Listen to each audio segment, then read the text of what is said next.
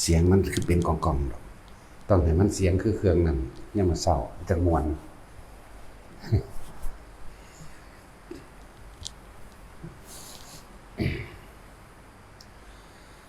เดี๋ยวเสียงตลาดพวกทองนาคมันทองได้แล้วบ่หลวงพี่ปวกบ่ไปสอบคานนาคเนี่ยบ่แต่ละมาสมบ่เอาเขาไปทดสอบนั่นเลยว่าคานนาค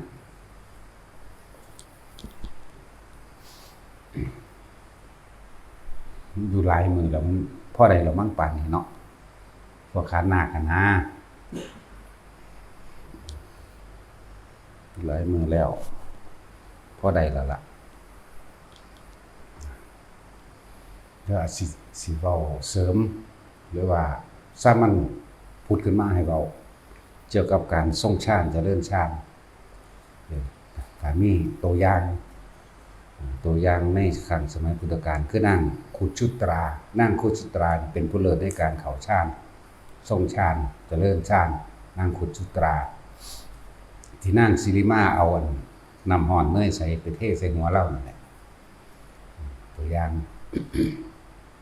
อานิสงส์ของการทรงฌานหรือเจริญฌานหรือเข้าฌานออกฌานก็ว่าไปนางคุชุตราใหญ่ขึ้นแล้วแต่งนั่งกับเศรษฐีแต่ว่าเป็นเศรษฐีที่ว่าเป็นมิจฉาทิฏฐินั่นแหละอยู่ตั้งหลายปีแล้วก็บ่ได้มีโอกาสได้ทำบุญในพุทธศาสนาจักเทื่อ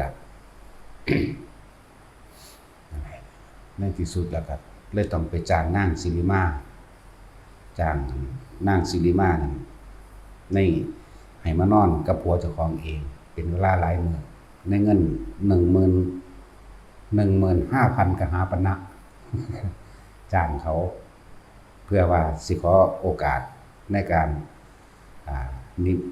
นิมนต์พระสงฆ์องค์เจ้ามีพระพุทธเจ้าเป็นประธาน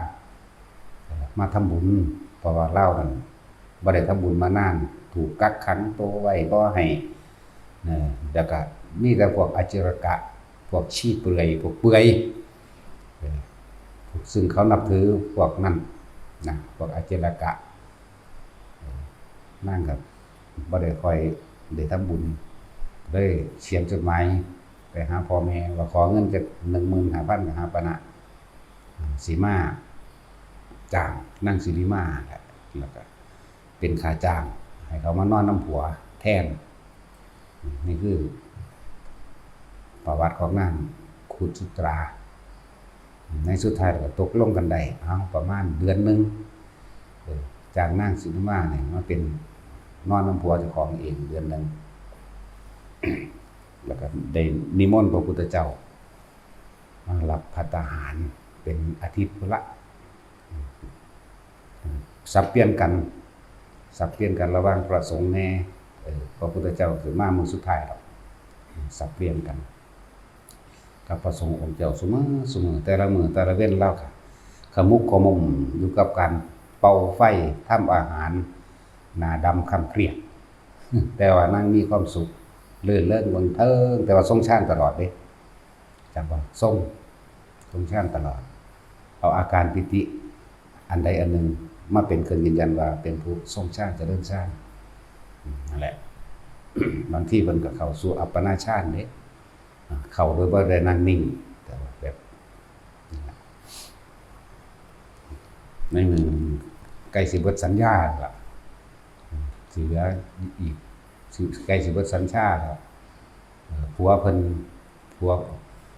นมายืนอยู่หน้าต่างเห็นเมียน่ะเอามือเสร็จเหือตามคิ้วตามหน้าผากดำหน้าดำมอมแม่มว่ายังไงมอมแม่มแต่ว่าก็ยิ้มให้กันได้ครับผัวแล้วเพิ่นมีความสุขผัวกันก็ยิ้มใส่แต่ว่าในใจของผัวว่าโอ้ยโง่เอ้ยแทนที่จะมีความสุขกลับมาเป็นขาทาสหลับใส่พวกสมณะหัวโลนจะเห็นว่าสิได้ประโยชน์หยังหลายแต่ว่ายิ้มใส่กันอยู่แต่นางนี่ก็ยิ้มรับคือกันแต่นางสิริมาน่ะหลงตัวเองเข้าใจว่าตัวเองน่ะเป็นเมียเศรษฐีอันนั้นแหละเข้าใจว่า เกิดความหึงหวงเขาที่เกิดความหึงหวงเด้แล่นลงมาเนี่ยคิดอยู่ในใจว่ามื้อนี้จะต้องเอาน้ำต้มน้ำต้มเนยใสลาดหัวนางว่าซั่นแล้วลงมาฮอดก็เฮ็ดจังซั่นอีหลีแต่ว่านางสิริมาเนี่ยเป็นผู้รู้รับทราบในความรู้สึกของคนอื่นได้เนี่ยอันนี้ทรงการทรงชาติอันนึงเด้อทรงชาติจะเดินชาติหรือเข้ามันทรงมันออกมันก็แล้วแต่เพิ่นรู้เด้ตอนที่แล่นลงมาจากบันไดในปราสาทหาสั้นนั่นแหละแล่นลงมาเพิ่นฮู้ว่าผู้นี้จะต้องตักน้ำราดเพิ่นตั้งสัจจะอธิษฐานขึ้นเลยถ้าหากข้าพเจ้าโกรธนะหากข้าพเจ้าโกรธแม้เพียงวาระจิตใดวาระจิตหนึ่งความคิดใดความคิดหนึ่งขอให้น้ำร้อนนั้นจงลวกให้ข้าพเจ้าได้เกิดความเจ็บปวดแสบร้อนนะหากข้าพเจ้าไม่มีความโกรธแม้แต่เพียงนิดหนึ่งน้อยหนึ่งน้ำร้อนนั้นไม่อาจสามารถจะกระคายผิวของข้าพเจ้าได้เลยเนี่ยเป็นหนึ่งนั่นแหละอำนาจของคนที่จิตมีกำลังคำว่าจิตมีกำลังกับกำลังอันเกิดขึ้นจากการทรงชาติเจริญชาตินั่นแหละจิตมันผ่อนคลายมันบ่คิดบ่นึกบ่กังวลบ่เร่าร้อนบ่มีความคิดในการที่ไปทำลายบุคคลผู้ใดผู้หนึ่งให้เสียชีวิตทรัพย์สินเลยเป็นเมตตาในตนเองเลยเกิดกลายเป็นเมตตาโดยบ่ต้องบอกว่าเมตตาก็ได้เลยเป็นกรุณาเลยเป็นมุทิตาเลยเป็นอุเบกขาเป็นนิโตนี่คืออานิสงส์ของการทรงชาติเจริญชาติมันบ่คิดบ่นึกมันคลอนคลายมันปัสสัทธิมันสงบมันเงียบมันเบามันเป็นสมาธิมันตั้งมั่นอยู่ในอารมณ์อันเป็นหนึ่งนั่นแหละ อันนึงการอธิษฐานจิตให้เรียกว่าตั้งใจมุ่งมั่นสู่จุดหมายก็คือว่าอันนี้แหละเป็นการเสี่ยงสัจจะทำในใจตัวเองไปพร้อมเป็นการทดสอบสัจจะในตนเองในความรู้สึกตนเองไปพร้อมมันเลยมีกำลังหนึ่งจิตเด็ดปัสสัทธิเกิดความสงบเย็นผ่อนคลายบ่มีความกังวลใดๆทั้งสิ้นแม้สิทำงานเราเป่าไฟเราเฮ็ดนั่นเฮ็ดนี่เตรียมภัตตาหารแต่ละมื้อแต่ละเว้นไว้ถวายหมู่ภิกษุสงฆ์ทั้งหลายแล้วเฮ็ดขมุกขมุมแต่เรามีความสุขเด้แหละแต่ว่าในมื้อสุดท้ายนั่นแหละสุดท้ายที่ถึกเราก็เลยอธิษฐานจิตจึงบอกว่าคนทรงชาติเจริญชาติเมื่ออธิษฐานจิตนึกคิดนั่นเองอธิษฐานจิตก็เลยมันเป็นยังไงมันก็เป็นแบบนั้นแหละเป็นจริงนะแล้วนึกคิดโดยการทดสอบบารมีตนเองมั่งทดสอบสัจจะคือความจริงภายในของตนเองมั่งนางสิริมาฮอดกับตักเอาน้ำร้อนเทราดหัวเรา2 ขัน 3 ขันเขาเด้แต่ว่านั้นบ่ได้มีความร้อนอีหยังเลยนั่นคือสัจจะบารมีคือความจริงภายในความรู้สึกของเราก็เป็นจริงน้ำร้อนจึงบ่อาจสามารถทำลายหรือละลายผิวของนางได้เลยเกิดความเย็นขึ้นในกายซะโดยซ้ำไปนั่งคุณสุตานี่ก็บ่มีจิตอาฆาตแต่แม่นมีแต่ความเมตตานั่นแหละแล้วก็เลยเป็นผู้เลิศในทางเมตตานำในการทรงชาติเจริญชาติและเป็นจิตที่ประกอบไปด้วยเมตตาพระพุทธเจ้าตั้งเอตทัคคะให้เป็นผู้เอตทัคคะในทางเข้าฌานเจริญฌานจิตที่ประกอบไปด้วยเมตตาอยู่แล้วก็เข้าฌานเจริญฌานไปเลยทรงนั่นแหละรักษาไว้รักษาความรู้สึกที่เป็นกลางๆต้องบอกว่าคนวิสัยของคนได้ฌานมันจึงเฮ็ดอีหยังแบบประหลาดกว่าหมู่ได้กว่าหมู่ที่เขาเอิ้นว่าอภินิหารมั่งหรือเฮ็ดอีหยังสิพลิกแพลงเหนือธรรมชาติมั่งพูดถึงตัวอย่างของนางพุทธสุตาคนฟังขนาดน้ำร้อนยังบ่อาจสามารถระคายผิวได้เฮ็ดให้เกิดความร้อนได้นี่คือผิดธรรมชาติตามธรรมชาติน้ำก็ต้องร้อนแต่ว่านั่นคือสัจจะในตัวเองก็แม่นสัจจะบารมีในตัวเองแล้วก็เป็นอานุภาพแห่งการทรงชาติเจริญชาติก็แม่นเป็นหยังคือเน้นแต่ละคน และอานิสงส์ของการทรงสร้างเจริญชาติของแต่ละคนบ่ค่อยเจ็บบ่ค่อยป่วยบ่ป่วยโรคใหญ่ๆนั่นแหม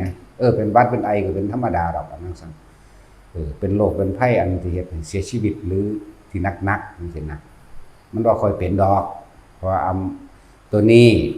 มันเกิดเป็นบุญอันเกิดจากความสงบในการทำสมาธิหรือทรงการเจริญชาติจนเกิดสมาธิจิตตั้งมั่น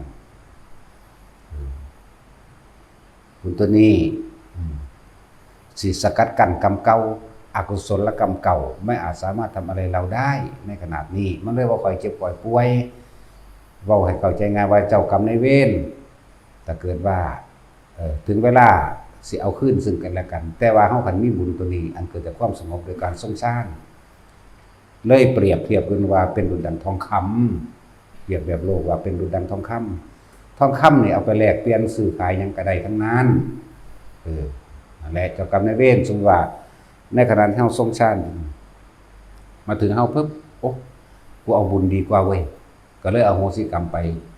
และจึงเฮ็ดให้ฐานะการเงินฐานะการงานตลอดทั้งการติดต่อการเงินการงานที่ใดก็ช่างเกิดความสมหวังในโภคทรัพย์สมหวังในโภคทรัพย์ ต่อจิตใจคนมันบ่ได้คิดกับคนกับว่ายในความอยากได้อยากเป็นความโลภมันเกิดบ่ได้เหลือตั้งแต่อันสิ่งที่ว่าสัมมาอาชีโวก็ว่าไปเป็นจิตใจมันได้พักผ่อนก็ว่าไปนั่นแหละโรคภัยไข้เจ็บก็บ่ค่อยเป็นแล้วซึ่งทำการชิ้นใดส่วนมากไปในทางที่สำเร็จแต่ก็ล่ะนั่นแหละเป็นในทางที่สำเร็จบัดสิเว้าเรื่องนางคุจุตาต่อเมื่อเทน้ำใส่หน้าใส่หัวเราบ่แล้วน้ำร้อนบ่อาจสามารถระคายเคืองผิวได้เลยเกิดกลายเป็นความชุ่มเย็นและบำรุงผิวไปเลยเฮ็ดให้ผิวพรรณเพิ่นพุดผ่องใสขึ้นเป็นที่น่าอัศจรรย์คนใส่ของนางคุจุตาลุ่มกระถือทำลายตีนั่งคิดได้บัดนี้อ้าวกูนี่ถือเขาจ้างมากกูเป็นแค่ว่านั่งบำเรอโสเภณีเองนี่หว่าได้คิดได้ก็เลยนางคุจุตานี่แล่นเข้าไปหามก่อนเด้เข้าไปกอดเขาไว้อย่าคือนี่คือคนมีพระคุณนี่เป็นคนที่มีบุญคุณแก่ฉันอย่าทำลายเพื่อนของฉันใครทำลายคนนี้ดูจังหวะทำลายฉันเขาก็เลยเลิกเห็นบ่นี่เมตตากรุณามุทิตาพร้อมอุเบกขานำนั่นแหละก็เลยเลิกเขาก็เลยบ่กระทืบสิริมาก็ย่อมือขึ้นนั่งยองย่อมือขึ้นกราบลงที่ตีนของนางคุจุตาก็เลยว่าบอกว่าแม่หญิงหรือนายหญิงข้าพเจ้าได้หลงลืมสติไปบ่รู้ในฐานะแห่งตนขอแม่หญิงได้อภัยและโปรดอโหสิกรรมให้แก่ข้าพเจ้าด้วยเถิดนางคุจุตาจึงกล่าวว่าถ้ามารดาของเราอภัยให้ท่านเราก็จักอภัยให้ท่านเช่นกันก็ว่ามารดาบิดาของเราเป็นมารดาคนอื่นมาบิดาถ้าบิดาของเราอภัยให้ท่านเราก็จักอภัยให้ท่านเช่นกันหมายถึงพระพุทธเจ้าเลยคำว่าบิดาหมายถึงพระพุทธเจ้าบ่แม่นเศรษฐีที่เป็นพ่อทั้งโลกนั่นแหละ เมื่อไม่มาพระพุทธเจ้าก็เสด็จมาก็ได้เป็นจังหวะได้โอกาสเข้าไปกราบทูลพระพุทธเจ้าเรื่องนั้นเรื่องนี้พระพุทธเจ้าโอ้ยมันก็อโหสิกรรมอยู่แล้วเนาะโทษนั้นไม่มีแก่เธอถ้าเธอคิดใหม่ก็ถ้าเธอคิดผิดก็จงคิดใหม่เสียเถิดทำนี้ไม่ทำร้ายใครนั่นแหละวันนี้ก็หันมาไหว้นั่งคุจุตรานั่งคุจุตราบิดาของเราให้อภัยเธอแล้วเราก็ให้อภัยเธอเช่นกันกับบิดาของเราจึงได้โอกาสเพิ่นเลยแสดงธรรมในการที่แสดงธรรมนั่งสิริมาเลยบรรลุโสดาบัน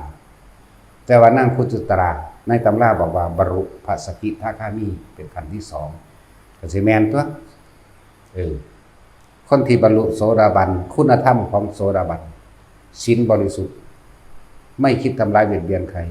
ให้ผู้ใดผู้หนึ่งชี้อยู่ทรัพย์สินตลอดทั้งคนและสัตว์2ยอมรับความตายเป็นธรรมดาบ่มีความเครือบแคลงและสงสัยเรื่องของความตายแต่คนอื่นตายมีความเสียใจมากนิดหน่อยเราดึง จิตกลับขึ้นมาได้ท่านนั่นแหละ แล้วก็ไม่สงสัยเรื่องของกรรมหรือเชื่อธรรมเอาธรรมเป็นใหญ่เชื่อธรรมเชื่อกรรมเชื่อผลของกรรมบ่สงสัยลังเลในเรื่องของกรรมพร้อมแต่ทุกอย่างจะมีเหตุนั่นแหละนี่คือคุณธรรมของพระโสดาบันเด้อที่เพื่อเขาเจ้าแปลว่าถือถึงพระรัตนตรัยเป็นที่หนึ่งที่เขาเจ้าแปลมาในตำราว่าจังซั่นไม่สงสัยในคำสั่งสอนพระพุทธเจ้ากับแม่นอยู่บ่ผิดพระพุทธเจ้าสอนความจริงให้เชื่อกรรมเชื่อผลของกรรมกับแม่นหรือถึงว่าไม่สงสัยในธรรมเชื่อกรรมเชื่อผลของกรรมก็ได้บ่สงสัยในคำสอนพระเจ้าก็ถูกได้ทั้งนั้นนี่คุณธรรมพระโสดาบันศีลบริสุทธิ์บ่สงสัยเรื่องความตายคือยอมรับตามความเป็นจริงว่าทุกคนเกิดมาต้องตายนี่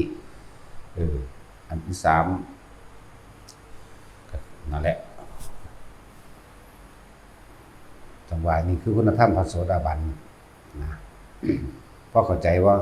ศีลบริสุทธิ์เชื่อกรรมเชื่อผลของกรรมไม่สงสัยเรื่องแห่งธรรมสัตว์ทั้งหลายต้องมองเป็นไปตามกรรมแล้วก็ยอมรับความตายบ่ถกเถียงที่เขาเจ้าแปลมาว่าพระโสดาบันละสักยะทิฏฐิไม่ถูกอันที่แปลมายังไม่ถูกถ้าละสักยะทิฏฐิทั้งหมดต้องเป็นอนาคามีพูนแต่สิว่าละสักยะทิฏฐิทั้งหมดนั่นแหละบ่แม่นเด้อว่ายอมรับความตายนึกถึงความตายหรือยอมรับความตายบ่หวั่นไหวกับความตายแค่นี้บ่แม่นละสักยะทิฏฐิถ้าละสักยะทิฏฐิโหมันอนาคามีแค่บ่ล่ะรูปเวทนาสัญญาสังขารวิญญาณคุณมันต้องละอันประเภทนี้เหลือตัวเดียวนึงทำความเข้าใจกันไหม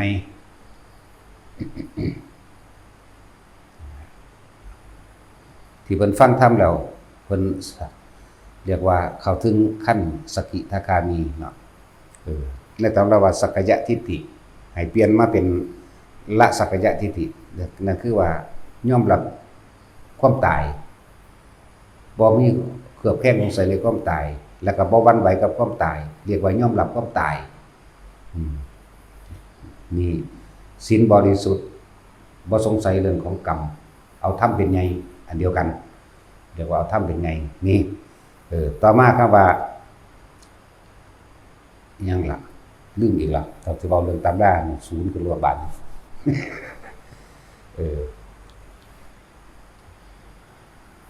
สักยะทิฏฐิวิจิกิจฉาสิประตูปามาสปฏิฆะปฏิฆะก็คือว่าบ่อาฆาตนะบ่อาฆาตแค้นนี่ปฏิฆะความอาฆาตแค้นบ่มีแต่ว่าความโกรธยังมีอยู่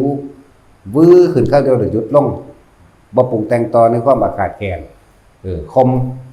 ต่อมาก็เรียกว่ากามราคะกามตัวนี้ก็คมไว้ได้แต่ว่าบ่ทันได้ขาดคุณธรรมของเพิ่นก็เลยไปถึงขั้นสกิทาคามีว่าซั่นเขาเจ้าว่านั่นแหละนี่คือคุณธรรมของนางขุดชุตราสักยะทิฏฐิเปลี่ยนใหม่บ่แม่นละทั้งเบิดเพียงแต่ว่ายอมรับความตายบ่หวั่นไหวต่อความตายศีลบริสุทธิ์เชื่อกรรมเชื่อผลของกรรมอย่าว่าบ่สงสัยคำสอนพระเจ้าก็บ่ผิดแล้วก็ปฏิฆะบ่มีความอาฆาตเลยอาฆาตสาปแช่งบ่มีกามมันนั่นแหละกามราคะคมใดคือบ่ค่อยมีอารมณ์มีอยู่บ่ทันได้ขาดถ้ามันขาดแล้วมันอนาคามีพุ่นแล้วเรียกว่าคมใดด้วยคุณธรรมอันนี้นี่คือพูดถึงว่าเพิ่นเป็นผู้เลิศพระพุทธเจ้าก็เลยบอกว่าเพิ่นเป็นผู้เลิศทางเข้าฌานออกฌานตลอดทั้งการทรงฌานเจริญฌานและจะเป็นการเจริญเมตตาพรหมวิหารเป็นในตนบ่หาต่างๆเมตตาแบบเฮาเว้าออกก็ได้แต่ว่ามันมีของมันเองในตัวของเองอยู่แล้วแล้วก็เป็นผู้บ่ค่อยมีโลภเป็นผู้มีอาพาธน้อย มีความหมายบนลักษณะนั้นนั่นแหละเวลาอธิษฐานสิ่งใดตั้งใจมุ่งมั่นสู่จุดหมายในจุดใดจุดหนึ่งเพ่งอยู่ในอารมณ์ที่เป็นหนึ่งสำเร็จเหมือนกับการที่เพิ่นใส่สัจจะและอธิษฐานว่าถ้าเพิ่นโกรธแม้เพียงนิดหนึ่งน้อยหนึ่งขอให้น้ำนั้นจงได้ทำลายผิวพรรณของเพิ่นเองนั่นเองให้น้ำร้อนลวกได้อันนี้แต่ในอันนี้กับน้ำร้อนก็กลายเป็นเย็นได้บัดนี้เฮานำมาใส่แบบนี้ได้บัดนี้อันนี้สิเรียกว่าปกิณกะพิเศษเด้อฟังดีๆเป็นหมวดของการปกิณกะคืออานิสงส์ของการทรงฌานหรือเรื่องฌานที่พวกเฮาฝึกกันอยู่เดี๋ยวนี้สามารถที่จะช่วยเหลือผู้อื่นได้ด้วยสามารถได้เกี่ยวเขี้ยวก็ฟังดีๆแต่ของก็เฮ็ดเอาเองนำแน่อย่าให้แต่ผู้อื่นเฮ็ดให้หลายตอนมันบ่เป็นหยังเขี้ยวฟังอยู่บ่เดียวนี่ก็เลยขาเปื่อยอยู่เห็นบ่ล่ะตอนเพิ่นแข็งแรงอยู่แล่นบ่ขยันเนาะบาดป่วยสิตายแล้วจังคิดพ่อเห็นบ่นี่ให้ผู้นั้นซอยให้ผู้นี้ซอยหีเขี้ยวหลายเป็นสั่นแหละเนาะจะเกี่ยวหีเขี้ยวฟังอยู่บ่นอนอยู่โรงพยาบาลตัวเองทำเองมั่งตัวเองก็ทำเองเอาคำว่าทรงฌานต้องเอาอาการปีติมาเป็นเครื่องยืนยันเพื่อให้เกิดความมั่นใจในตนเองหรืออาการปีติอย่างที่ว่าที่เฮาแนะนำกันอยู่ว่านิ่มๆนุ่มๆหรือนึบๆอยู่กลางหน้าผากนั่นน่ะเอาตัวนี้มันเป็นตัวยืนยันว่าเป็นผู้ทรงฌานเจริญฌานบัดนี้สำหรับคนซอยบัดนี้ถ้าผู้นั้นก็ว่างจิตเป็นอุเบกขาเวทนาได้ผู้ซอยก็ต้องทำเหมือนกันผู้ที่อธิษฐานจิตอธิษฐานบารมีตัวเองนั่นนะหรือทรงบุญของตนเองอันเกิดจากความสงบของตัวเองแล้วให้กับผู้นั้นเฮานึกถึงหน้าเขาอยู่แล้วจะสิทรงฌานในฌานที่1ที่2ที่3ก็ช่างหรือเข้าไปเลยยิ่งดีแล้วค่อยๆออกมาแล้วก็ตั้งอยู่แค่ว่าในฌานที่1วิตกคือว่าเฮาสิซอยใยเกี่ยวขี้เขี้ยวเห็นหน้าเราพร้อมเห็นบาดแผลเราพร้อมเราทรงความคิดจากบัดนี้นี่วิตกคือความคิดวิตกทรงความคิดไปให้แผลนี่แผลอยู่หลังตีนนี่จากบัดนี้แผลอยู่หลังตีนนี่แล้วก็แผลอยู่หน้าแข้งนั่นอีกแล้วก็เบิ่งรูปหน้าเราก่อนเป็นอันดับหนึ่งเห็นรูปหน้าเห็นแผลอยู่แข้งแล้วก็เห็นแผลอยู่หลังตีนความรู้สึกนิ่มนวลอยู่กลางหน้าผากก็ให้มีวิตกคือการคิดไปถึงวิจารณ์คือคิดถึงเรื่อยๆแล้วประคองเอาไว้บ่ให้คิดถึงสิ่งอื่นนี่ส่งไปนั่นแหละส่วนผู้รับก็ต้องเปิดเครื่องรับมันเป็นเปิดเครื่องรับก็คือของกับส่งเป็นคือกันถ้าปิติบ่เกิดเป็นก็ถ้าปิติบ่เข้าหมายถึงแยกเกี่ยวขี้เขี้ยวเว้าตามจริงมันโลดก็ให้อยู่กับลมหายใจเย็นๆอยู่ในโพรงจมูกนั่นจักว่าล่ะเดี๋ยวผู้ทรงเนี่ยก็นึกไปนึกทรงไป นึกทรงขอความสงบเย็นอันเป็นบุญนี้นี่ขอผลทานบุญกุศลกรรมดีก็ได้จะขอผลทานบุญกุศลกรรมดีตลอดทั้งอำนาจแห่งสมาธิจิตแห่งความตั้งมั่นนี่จงถึงแด่แผลที่เกิดอยู่ตรงนี้หลังเท้านี้ข้างแข้งหน้าแข้งนี้ก็ว่าไปหรือยายคนนี้ก็ว่าไปเด้อหรือบ่ว่ายายคนนี้บ่ออกซื้อก็ได้เพราะว่ารูปหน้ามันเห็นอยู่แล้วมันเห็นรูปหน้าอยู่แล้วแล้วส่งไปเฮ็ดมื้อละเล็กละน้อยอย่าเฮ็ดหลายเนาะแต่ของป่วยเข้าใจว่าล่ะเพิ่นเด้อค่อยๆเฮ็ดไปผู้นั้นก็ต้องเฮ็ดตามเฮ็ดนำคือกันเด้ อันนี้บอกจะสิเว้าไปเรื่อยๆโดยลำดับ อันนี้บอกถึงบุคคลผู้ทรงกระแสให้มันออกจากหน้าผากนี่แหละเข้าใจบ่นี่อุณาโลมมันออกหน้าผากดีบ่ดีมันเห็นฮอดแสงขาวนวลหรือทองอะไรลงไปใส่หลังตีนนั่นลงไปใส่แข้งมันแล้วก็ลงไปใส่หน้าย่ายเกี่ยวหีเขี้ยวจะว่าไปใน3จุดนี้ไหลลงมาส่วนย่ายเกี่ยวก็ต้องทรงฌานเป็นด้วยกัน โดยอาศัยลมหายใจนั่นแหละนะจังสั่นนี่คือบ่ถึงขั้นตายบัดนี้เว้าอีกระดับหนึ่งเด้อสำหรับคนป่วยหรือว่าถึงขั้นเสียชีวิตเอาว่าง่ายๆบัดนี้เอาเรื่องชื่อว่าอะไรบ่ลืมละเอาเรื่องยายเอก็ได้เรื่องยายเอนั่นคือคนตายเด้รู้จักบ่บัดนี้ถึงขั้นเสียชีวิตช็อกด่วนผู้นึงคุณช็อกด่วนตายปึ๊บผู้ซอยนี่ก็ต้องทำจังที่ว่าส่งมาตลอดแล้วอธิษฐานจิตตัวนี้ให้มันออกหน้าผากเฮาเองแม่นบ่ออกหน้าผากแต่ว่ารูปหน้าคนต้องขึ้นคือจังเฮ็ดเดียวนี้เฮาก็เห็นรูปหน้าคนมันขึ้นเดี๋ยวนี้บ่ไปนำเฮ็ดไปนำนั่นแหละแต่มันรอดแล้วล่ะบ่ตายดอกถือถึงว่านั่นหมายถึงว่าถึงขั้นเสียชีวิตผู้นึงก็เฮ็ดไป ผลทานบุญกุศลกรรมดีบุญอันเกิดจากความสงบที่ข้าพเจ้าสังสมอบรมมาและบารมีทั้งหมดนี้จงถึงแด่เนี่ยถึงแด่หน้าตามันมาอยู่แล้วบ่ออกสื่อกระสร้างมันเข้าไปหาหน้าตาผู้นั้นแหละถ้าคนกำลังตัวเองบ่ถึงผู้นั้นสิป่วยคนช่วยจะป่วยเปรียบเทียบเหมือนกับเฮ้านั่นมันยืนอยู่ในที่สูงดึงคนที่ตกหลุมขึ้นมาตัวเล่าเองนี่เอาแบบรูปธรรมเห็นคิดโดยตามความเป็นจริงว่าคือจังคนเฮาดึงคนขึ้นจากน้ำสาบ่อน้ำตกบนในบ่อน้ำเฮาหาเชือกมาแล้วเฮาก็ดึงเขา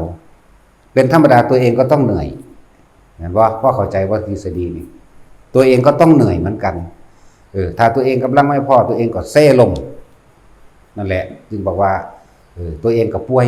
เพราะกำลังมันเบิดเหมือนกันถึงบ่คันเบิดแต่ว่ามันก็เป็น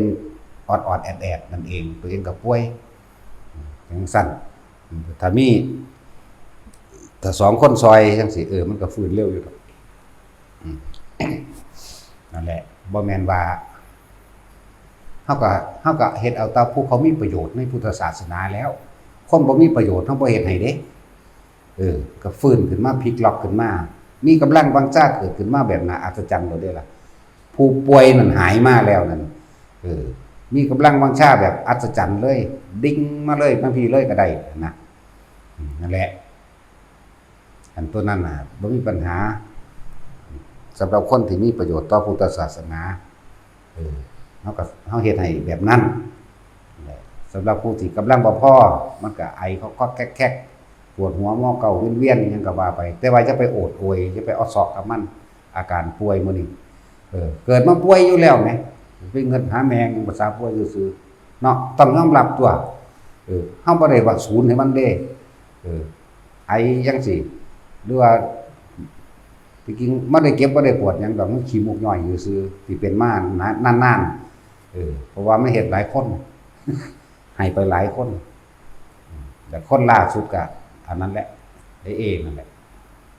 ฟื้นปุ๊บแล้วก็มีความอัศจรรย์อีบูดก็เฮ็ดแต่กำลังมันบ่ถึงเพราะว่าอารมณ์มันแปรปรวนพวกนี้หรือว่ามันท่านเศร้าเป็นมึนบ่แล้วหรือมีอยู่ก็บ่ฮู้จักล่ะขนาดเฒ่าปานนี้ล่ะแต่บ่เป็นหยังดอกงามคือเก่าล่ะอารมณ์แปรปรวนขนาดน้องมันก็บ่ยิ้มได้อีห่านี่เข้าชาติแล้วพวกนั่นแหละมันเป็นจังซั่นก็ป่วยเป็นธรรมดาก็เจ็บกำลังมันตกบอกยังไงกำลังมันตก เหมือนกันกับเฮามีเงิน100นึงถ้าเขายืมไป10บาทหรือ20บาทเงินเฮาก็ต้องร่อยหลอลงบ่เต็มเข้าใจบ่ล่ะกำลังคนก็เหมือนกัน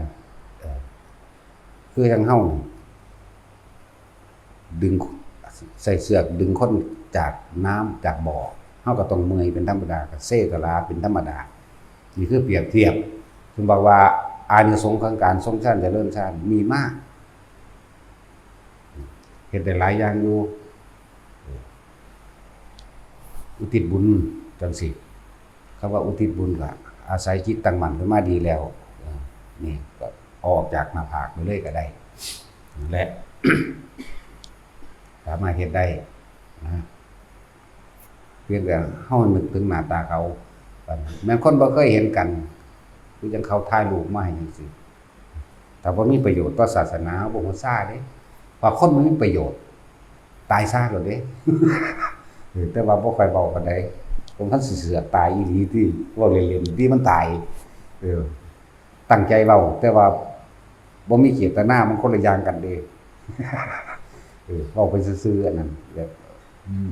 คนละอย่างกันจึงบอกว่าคนที่มีฌานคนที่มีกำลังของฌานมันเป็นสมาธิมันจิตตั้งมั่นแล้ว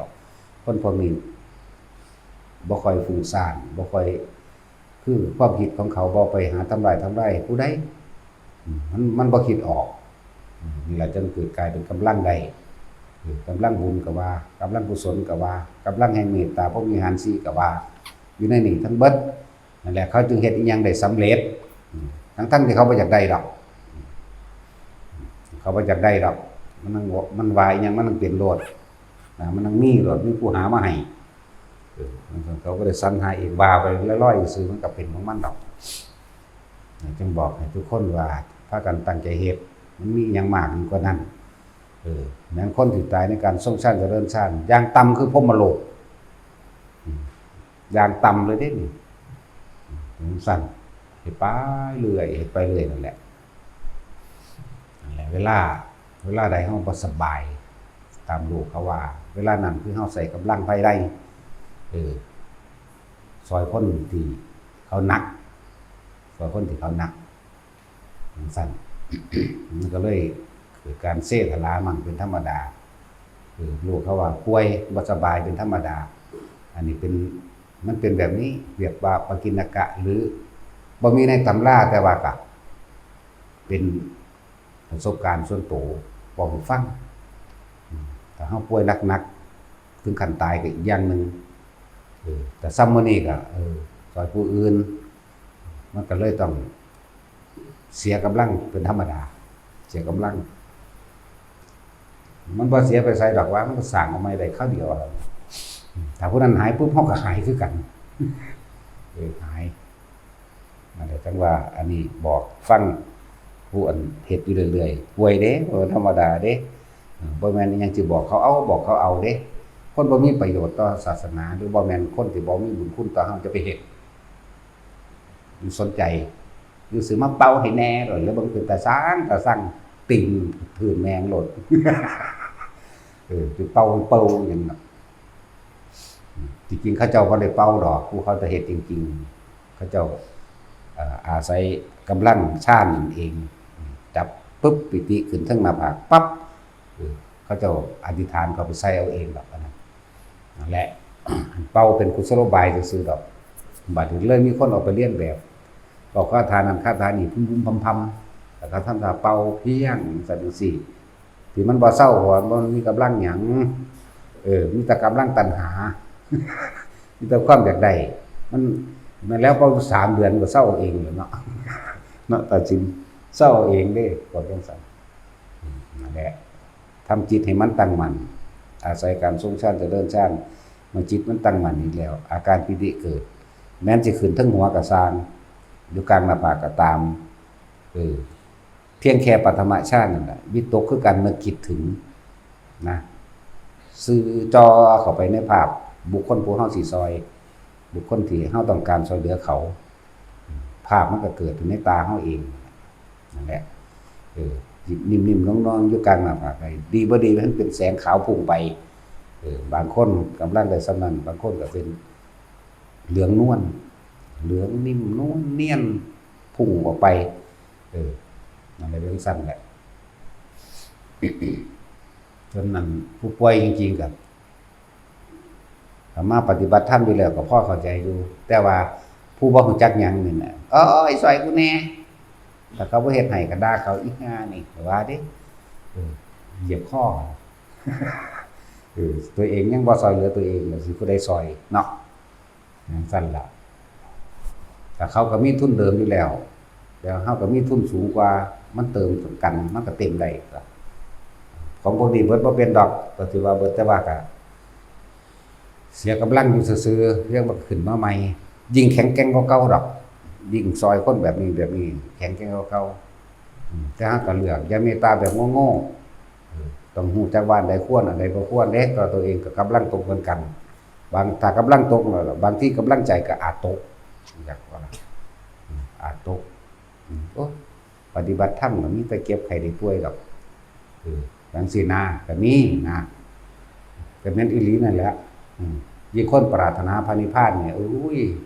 มันต้องเอาเต็มที่อยู่แล้วม่านนอกบ้านในเอาเบิดนั่นแหละเริ่มจากม่านนอกก่อนแต่สิมาเข้ามาปฏิบัติธรรมนี่ก็เขาก็มองอีกแบบนึงนะแล้วก็หมู่ก็สิคอยหายไปแล้วก็บ่ค่อยมีผู้ใดมาคบเด้คนปฏิบัติธรรมเนาะบ่คบแม้งทางดีเนี่ยปูนจังสั่นเด้จังบ่ยุ่งบ่วุ่นวายนั่นแหละมีคนปฏิบัติธรรมบ่เปรียบเทียบเปรียบเปยมันเขาสิเอาเต็มที่ถึงขั้นเสียชีวิตพุ่นเด้พระนิพพานมันต้องอยู่ฝากตายคือเพิ่นว่าเด้ล่ะแต่ว่าเอาตายเขาว่าบ่เอาตายเขาแลกมันสิได้จังไดมันสิเห็นทางได้บ่มันสิเข้าสู่กระแสได้บ่กระแสแห่งความหลุดพ้นนั่นแหละโสตปัฏฐิยังคะนั่นแหละคือพูดถึงกระแสแห่งพระนิพพานคือตั้งใจฟังดีแล้วเข้าสู่กระแสแห่งพระนิพพานได้ก็เรื่องว่าโสดาบันว่าคลุมไว้คำว่าโสดาบันเป็นคำใหญ่เป็นคำคลุมไว้จะมาแยกว่าแบบ7ชาติแบบ3ชาติแบบ1ชาติถ้ากันเข้าใจไหมเด้อคำว่าสักกายทิฏฐิเนี่ยคำว่าคุณธรรมของพระโสดาบันละสักกายทิฏฐิแต่คำว่าละนี่คือมันต้องทั้งหมดเป็นอนาคามีเลยอันนั้นเบิดเลยรูปราคะอรูปราคะบ่มีเลยนั่นแหละละคำว่าละสักกายทิฏฐิรูปบ่แม่นของตนเวทนาสัญญาสังขารวิญญาณไม่ใช่เราไม่ใช่เขาไม่ใช่สัตว์ไม่ใช่บุคคลนี่พี่มันรุ่นพี่วิเด้ละอารมณ์มันก็บ่เกิดโดยทั้งเพศพร้อมนี่ตัวยืนยันคำว่าอนาคามีจักโกรธก็บ่มีดอกนะแต่อารมณ์ทั้งเพศก็บ่มีนี่ตัวยืนยันของพระอนาคามีเด้อนี่คือสักกายทิฏฐิจังสิถือแต่ว่านี่ถ้าคุณธรรมของพระโสดาบันคือยอมรับความตายไม่เถียงแล้วก็ไม่สะทกสะท้านกับความตายไม่หวั่นไหวแล้วก็เห็นตามความจริงว่าความตายนี่หลีกเลี่ยงบ่ได้จึงเป็นปกติธรรมดาบ่มีความยานความตายบ่มีไปยอมรับความตายหรือนึกถึงความตายนั่นแหละหรือ2คือเชื่อกรรมเชื่อผลของกรรมบ่สงสัยธรรมะที่พระพุทธเจ้าออกมาสอนหรือ3คือศีลบริสุทธิ์คำว่าศีลบริสุทธิ์นี่เป็นคุณธรรมที่รองรับพระอริยเจ้าทุกอย่างโสดาสกิทาคานาคาจนถึงอรหันต์บริสุทธิ์แบบนี้เหมือนกันยังแต่ความของเกี่ยวเท่านั้นและนี่คือคุณธรรมโสดาบันบ่แม่นละสักกายทิฏฐิแต่ยอมรับความตายนี่ต่างหากละสักกายทิฏฐิจริงๆนะก็มันอนาคามีพูน3อย่างเท่านี้สั้นที่เขาเจ้าแปลสักกายทิฏฐิละสักกายทิฏฐิเฮาสิบอกให้เข้าใจไหมว่าคือยอมรับความตายไม่สงสัยความตายบ่หวั่นไหวกับความตายเนี่ยยอมรับเรื่องของกรรมอีกไม่สงสัยธรรมที่พระศาสดาสอนก็ว่าคือยอมรับธรรมเอาธรรมเป็นไงในความตามความเป็นจริงเลยจะเอาเรื่องธรรมหรือว่าเข้าใจอีกก็เลยต้องย้อนลงมาเพื่อเกิดความเข้าใจศีลบริสุทธิ์แค่นี้วันนี้ที่เขาจะแปลสักกายทิฏฐิเนี่ยก็เลยให้คนเข้าใจซะวิจิกิจฉาความลังเลสงสัยสิก็บ่คำว่าความลังเลสงสัยไม่สงสัยในคำสอนพระเจ้ากับบ่ผิดถูกต้องอยู่อันนี้แต่ว่าวิจิกิจฉาไม่สงสัยเรื่องของกรรมคุ้มไว้แล้วก็เขาจะว่าฉาบฉวยรูปครำศีลสั่นมันบ่แม่นเด้ศีลต้องบริสุทธิ์เลยเด้อนี่ต่างหากเด้อถ้าเป็นธรรมดาละศีลต้องบริสุทธิ์ต่างหากนี่ต่างหากเด้อเมื่อพูดถึงอานิสงส์ของการทรงฌานเจริญฌานจิตมันตั้งมั่นดีแล้วมันก็มีกำลังเมื่อมันมีกำลังแล้วสติเฮาก็ไวขึ้นหมายถึงนึกถึงลมหายใจมันหรือสิอุณโลมก็แล้วแต่มันมีกำลังแล้วมันก็สามารถเห็น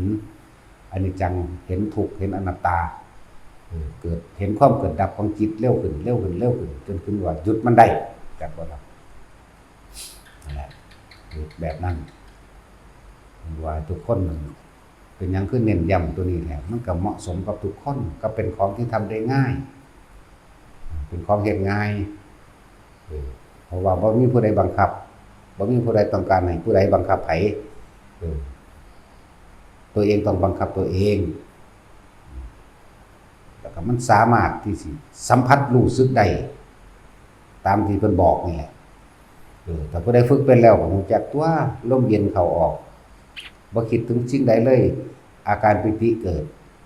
เมื่ออาการปิติเกิดแล้วก็มันก็สุขเอกคตาตัวบัดนี้ความรู้สึกของเฮาก็รับความรู้สึกได้บัดนี้เอาลมเย็นก่อนนี่ก็ลมหายใจเย็นวืดวาดไปมาเอานิ่มๆลงๆอยู่หน้าผากเด้อนี่อันนี้เฮาหมายเอาแบบระบบเทคนิคระบบเทคนิคเฮาบ่ได้เอาแบบปกติอานาปานสติ16ขันธ์มันยืดก็บ่ผิดดอกแต่ว่าเฮาเอาระบบนี้รัดเอาเลยว่าให้ทุกคนเฮ็ดแบบมื่นตาเด้อเหลือบตาดูปลายจมูกตนเองแล้วหายใจเข้าถ้าคนคิดมากก็เลยต้องเอาคำคิดมาแทนด้วยอาการคิดว่าหายใจเข้าพุทหายใจออกโทหายใจเข้าพุทหายใจออกโทแต่ว่าลืมตาดูปลายจมูกตัวเองก้มจักน้อยเพื่อบ่ให้คอมันตึงมันเก็บมันแต่หน้ามันสิบ่สบายตาเพื่อให้ตาสบายแบบสบายก้มลงเบิ่งปลายจมูกตัวเองแล้วหายใจเข้าพุทหายใจออกโทเข้าพุทออกโทเข้าพุทออกโทบ่เกิน5 นาทีดอกแต่เฮาบ่คิดเสียหยังซะเลยต่อไปนั่นน่ะก็เลยเกิดความนิ่มๆนวลๆหรือนึบๆหรือตึงๆตรงกลางระหว่างคิ้วหรือหน้าผากนั่นเองนี่คือเอิ้นว่าชั้นขั้นต้นปฐมฌานภาษานั้นว่าวิตกวิจารปีติสุขเอกคตาเอกแปลว่าหนึ่งอารมณ์ตั้งมั่นเป็นหนึ่ง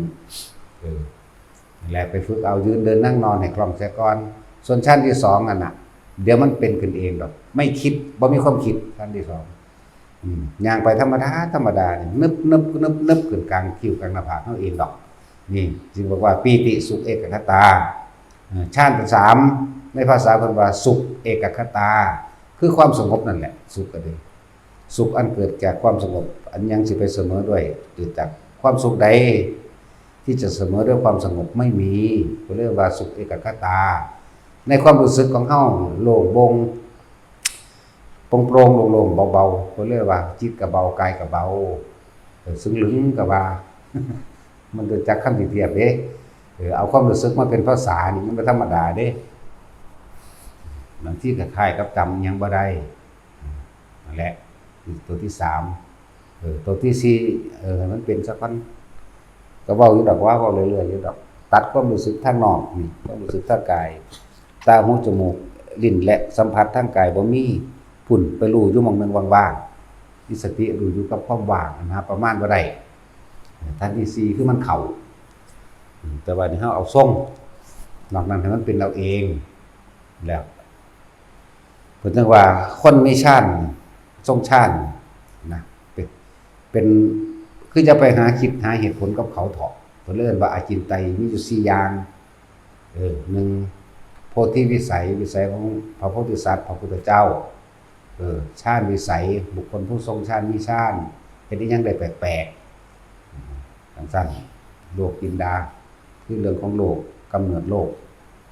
แล้วก็เรื่องของกรรมแต่เฮาสิไปเอามาตรฐานอันใดอันหนึ่งเขามาเป็นมันยากคือหยังในเรื่องของกรรมมันเป็นเรื่องที่สลับซับซ้อนคืออย่างจิตดวงแรกเกิดขึ้นอย่างไรจังซี่จะไปหาอยู่ไสล่ะหาอยู่หม้องใดมันก็สุดบ่เป็นของมันเป็นวงกลมของมันเป็นวัฏฏะของมันเวียนไปหมุนมาถือว่าหาที่สุดหาต้นบ่ได้หาปลายบ่มีหรอกก็เรียกว่าอดีตบ่ควรคิดอนาคตมันก็มาพันอยู่ถึงนั่นแหละเพิ่นจึงให้เฮาเอาอยู่ในปัจจุบัน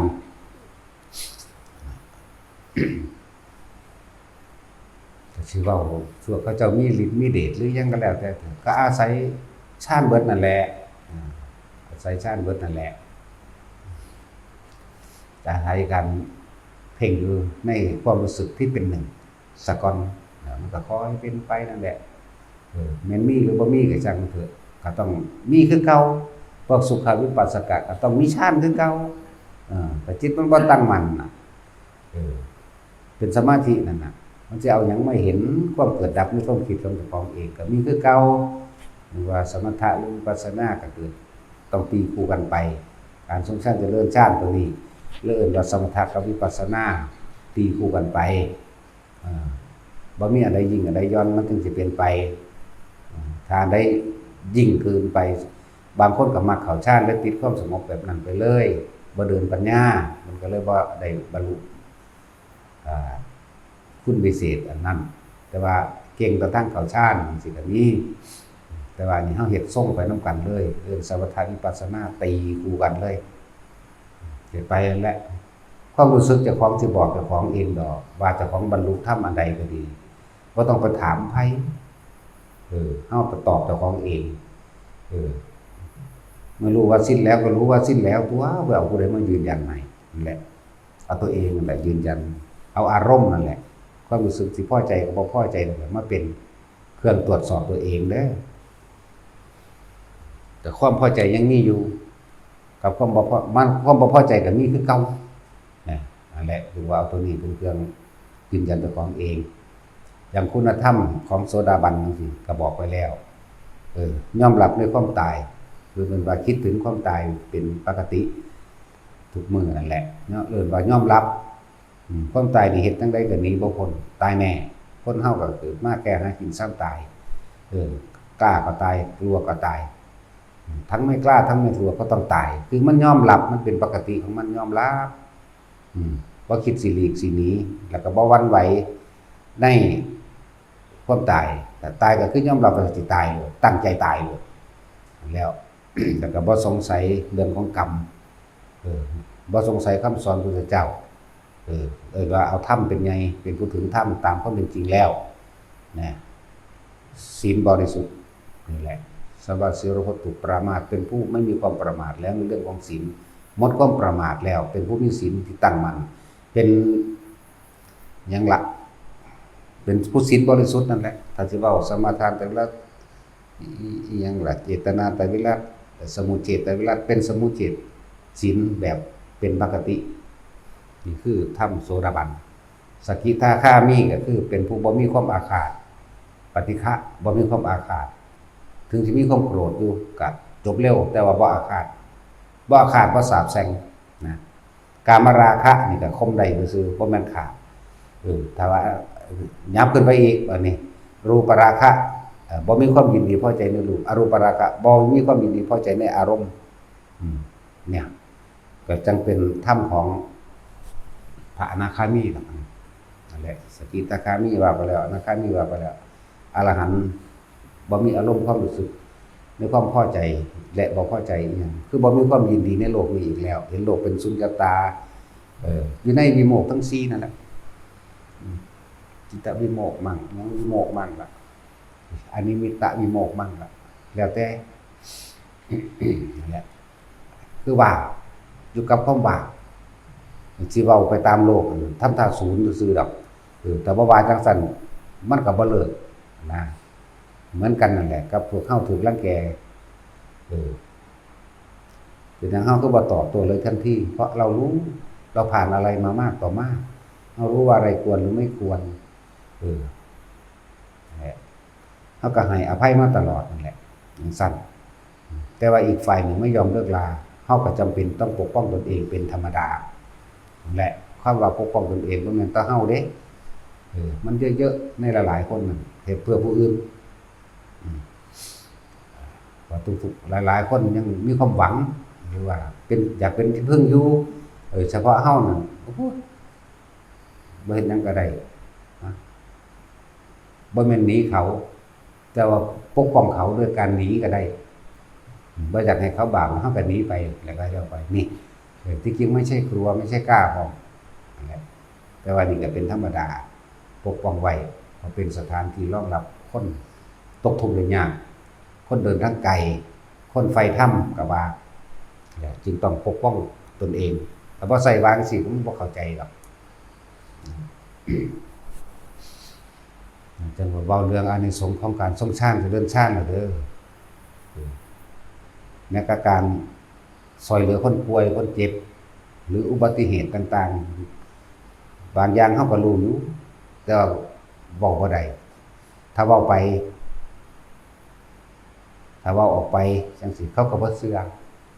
นะถ้าเฮารู้ไว้แล้วปุ๊บเฮาก็หาวิธีอันอื่นซอยเอาตัวเพราะคนผู้นี้สิมีประโยชน์ต่อศาสนาจังซี่คือความรู้สึกเฮามันเห็นปุ๊บถ้าบอกมันก็บ่เชื่อกูดอกมันก็ไปคือเก่า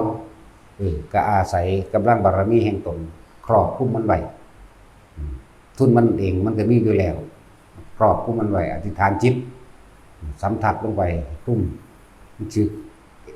เรียกว่าสามารถทำหุ่มโครค้นไว้ได้1 ว่าจังซี่ก็เฮ็ดไปนั่นแหละเวลามันเกิดอุบัติเหตุร้ายแรงถึงขั้นเสียชีวิตหรือพิการมันก็บ่เป็นหยังนิดหน่อยบาดเจ็บนิดหน่อยส่วนเสียทรัพย์สินก็เป็นธรรมดาก็มันเสียไปนั่นเลยเนาะก็ตั้งหากหรือคนที่อยู่ทางอื่นทางไกลแม้กระทั่งขึ้นเครื่องบินอยู่ก็สร้างอะไรจังว่าหลายๆอย่าง อาจจะเปรียบเป็นปากิณกะธรรมเด้อแต่ว่าบอกให้ฟังคือบางคนอยู่ทั้งเครื่องบินเกิดเสียหลักยังก็แล้วแต่ในคนผู้นั้น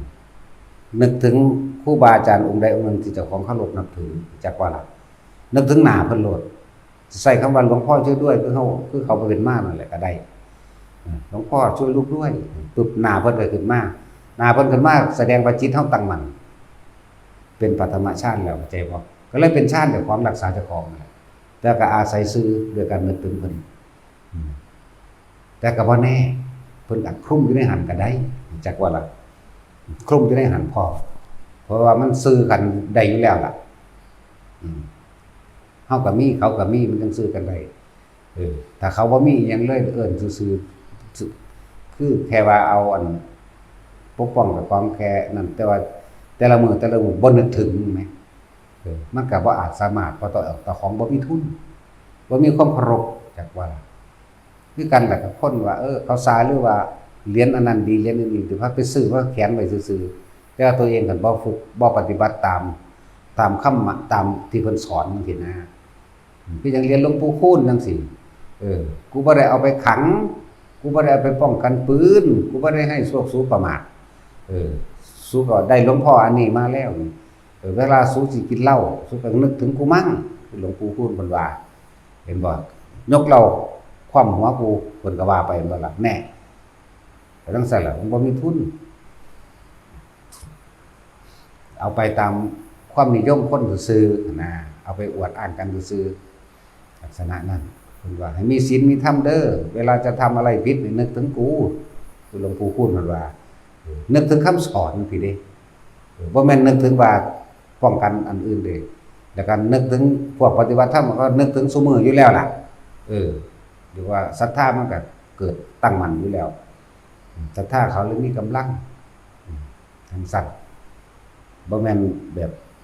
ศรัทธามีกำลังดีแล้วมันก็ปัญญามันก็มีกำลังไปนำกันวิริยะคือความเพียรมันก็มีกำลังไปนำกันนั่นแหละบางคนก็เป็นจังซั่นอีหลีแต่ว่าเขาก็เคารพนับถือจริงๆอยู่แล้วเขานึกถึงซุมื้ออยู่แล้วเขาก็ฟังธรรมมั่งบ่ฟังธรรมมั่งก็ยังดีอยู่ในส่วนหนึ่งอยู่นั่นแหละฟังมั่งบ่ฟังมั่งก็ระลึกถึงไปบอกว่าทรงชาติเจริญชาติเด้อคือว่าเวลาเกิดเหตุการณ์ขับขัน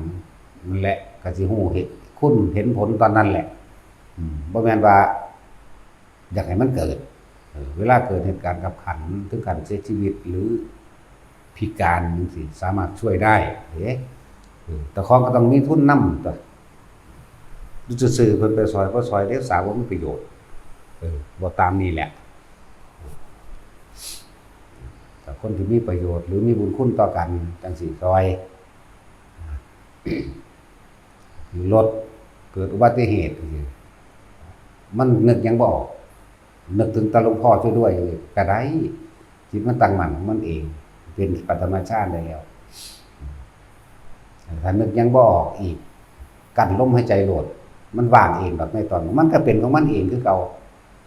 สูดลมหายใจก็เลยกั้นไว้จังสิก็ได้อะไรจังว่าโอ้ยหลายอย่างอยู่อะไรจังว่าวิสัยของผู้ได้ฌานเฮ็ดยังได้แปลกๆรอดก็รอดแบบปาฏิหาริย์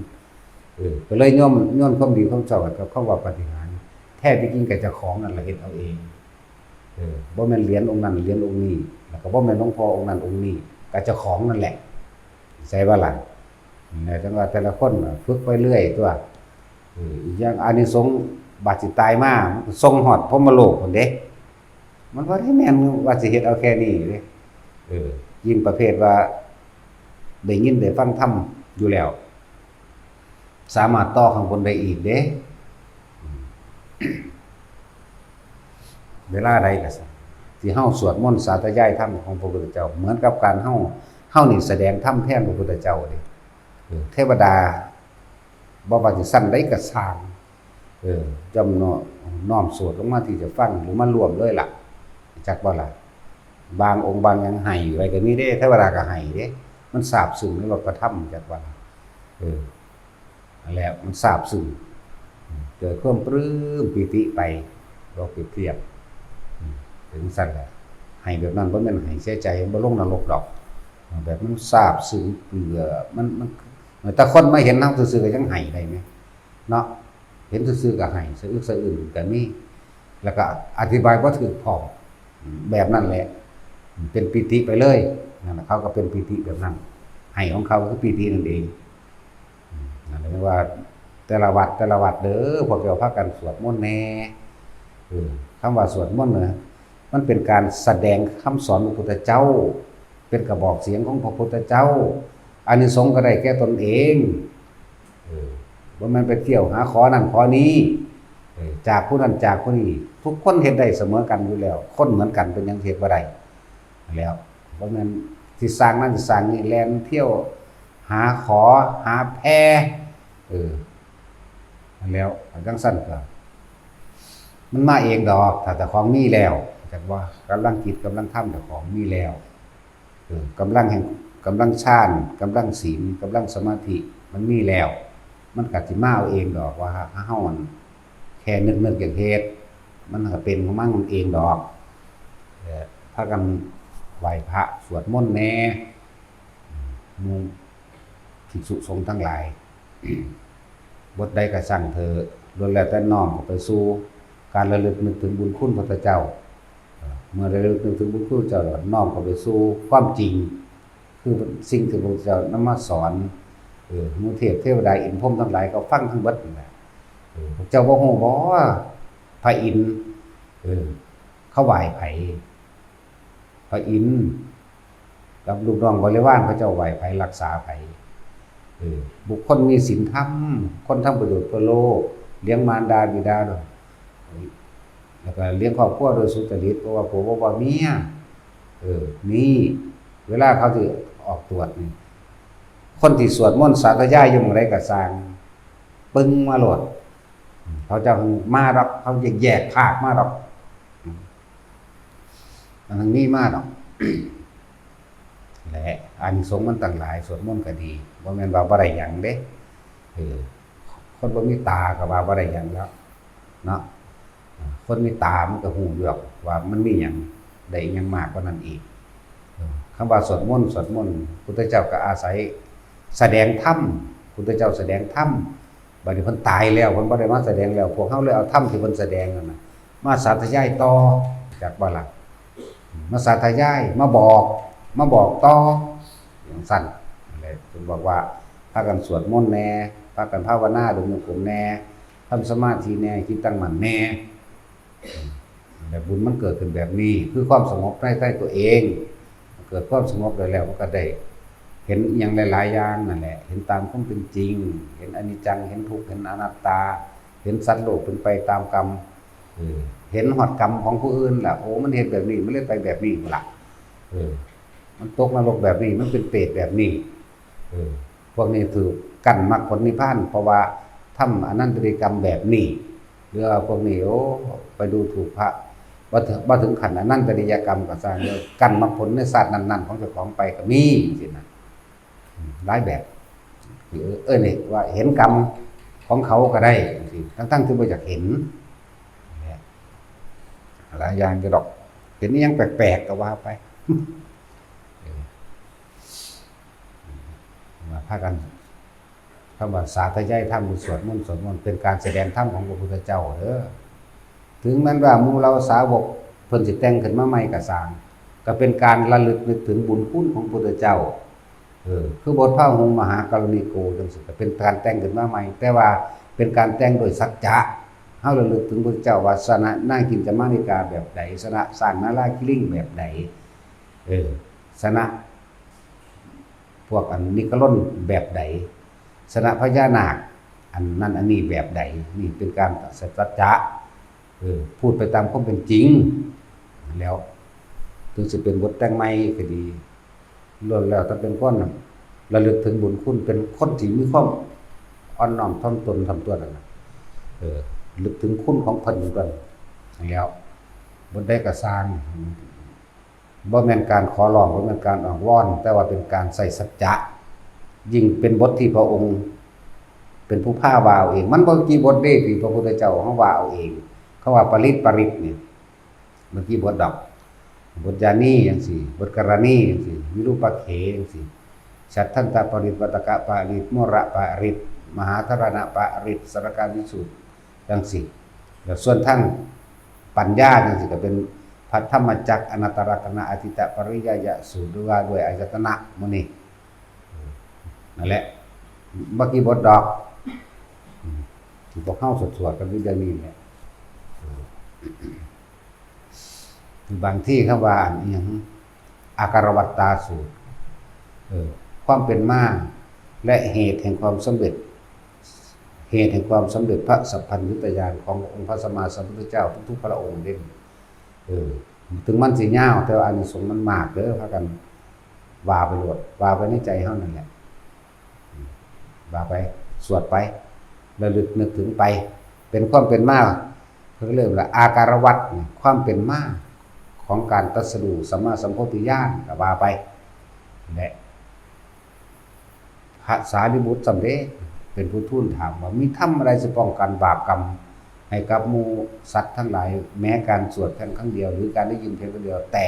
ในขณะที่ใจสิขาดตายระลึกถึงเพียงว่าอาการวสุตังมังรักขตุจังสิสามารถป้องกันนรกได้ถึง90แสนกับปาทุ่มขึ้นหลายเนี่ย91กับเบิ่ง90แสนดอกอาจสิเขียนเบอร์ไว้ก็ได้ผู้แต่งก็บ่ว่าแต่สวดไปเถอะป้องกันบาปธรรมบ่ให้ตกนรกมันว่าแบงซั่นก็สิแม่นตัวทำไปข้างอยู่สวรรค์ชั้นใดชั้นหนึ่งมันอาจจะผ่านไปอีกเท่าใด90กับก็ได้ก็สิเป็นความเพิ่นนั่นแหละนะบางทีเอาน้ำผ้าเฮ็ดทีเดียวนี่คือจังพวกเฮาก็ฟังคำแปลของสราการวิชาสูตรเบิ่งได้เป็นเนาะบ้านใดเมืองใดอยากให้เจริญด้วยโภคทรัพย์ต่างๆเจริญด้วยเรียกว่าต้นอ้อยต้นฝ้าย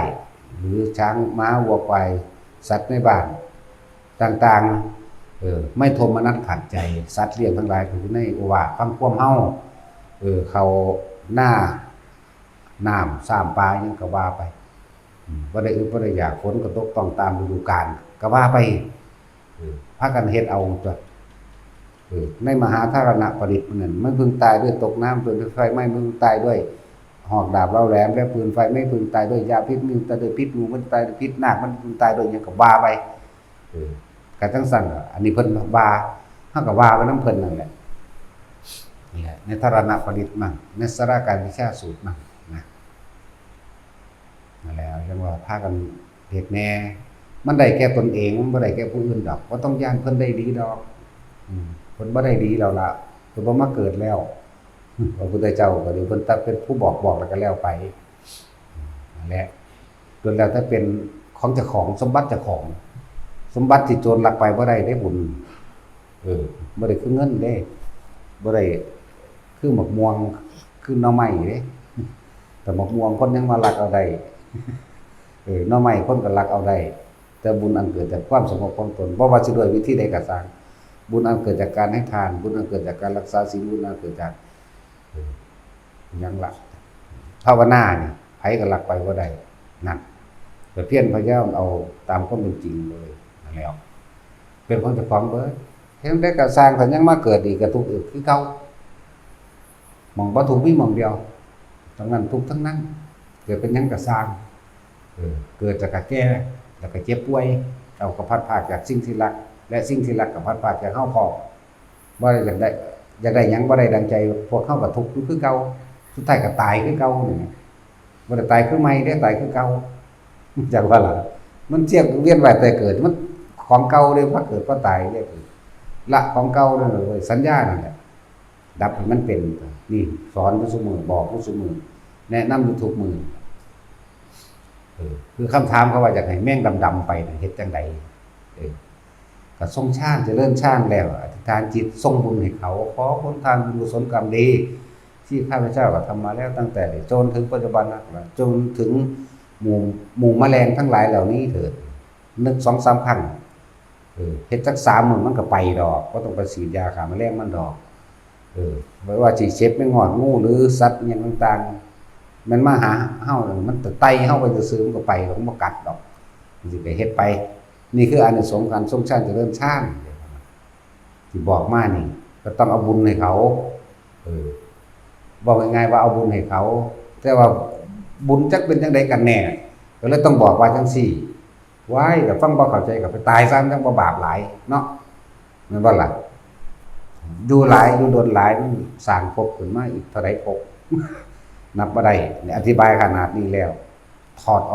อกจากสิ่งที่เห็นที่หูแล้วก็สิ่งของเป็นพร้อมแล้วก็อิงตำราไปพร้อมอยู่ได้ล่ะเดี๋ยวเขาสิว่านอกตำราก็เยอะนั่นแหละเอาสมทาน